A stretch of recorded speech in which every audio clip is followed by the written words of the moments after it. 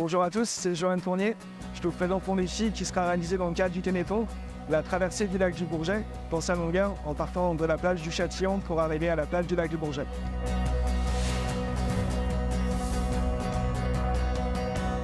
Je m'appelle Johan Tournier, j'ai 35 ans, j'ai une maladie neuromusculaire, une Charcot-Marie-Tooth. C'est une maladie qui atteint les nerfs périphériques.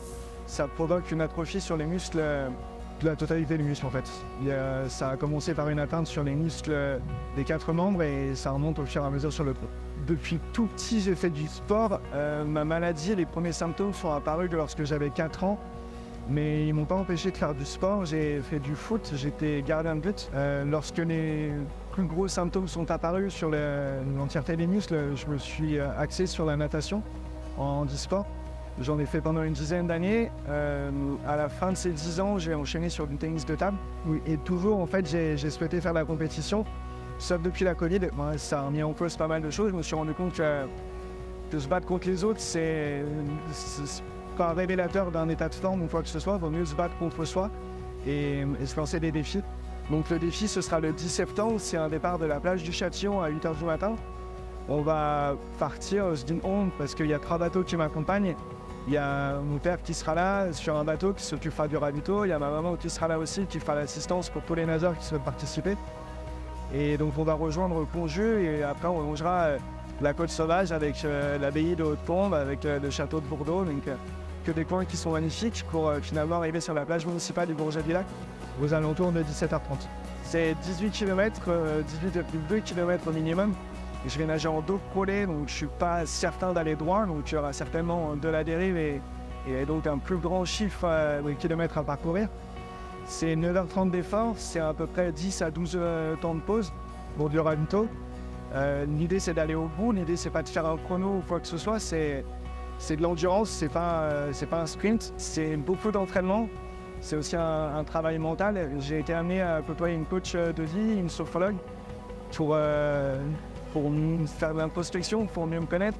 Aujourd'hui, je me rends compte que je suis persévérant, obstiné, que lorsque j'ai quelque chose dans la tête ou dans le cœur, je tiens absolument à aller au bout. Alors en termes d'accessibilité, je suis sur la piscine du stade puisque celle de Buisson est fermée. Celle de Buisson est très bien, les vestiaires sont juste à côté du passage, je suis 100% autonome. Sur celle du stade, c'est beaucoup moins le cas. Le sol est glissant, du coup je me fais accompagner par un maître nageur ou un personnel de la piscine jusqu'au bassin.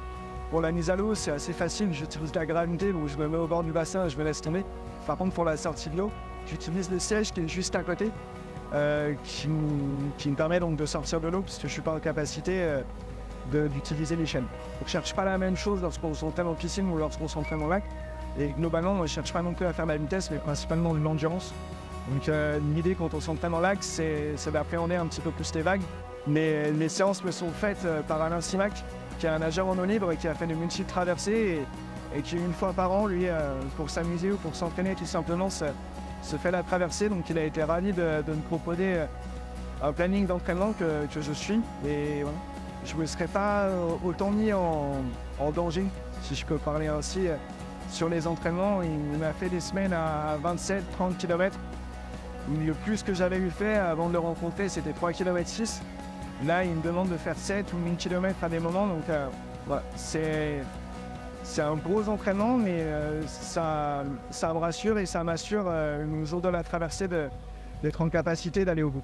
Et on a une page aussi pour récolter les dons. On a une cagnotte en ligne, donc n'hésitez pas à cliquer. Et voilà. Tout ce que vous pourrez verser sera directement reversé au Téléthon.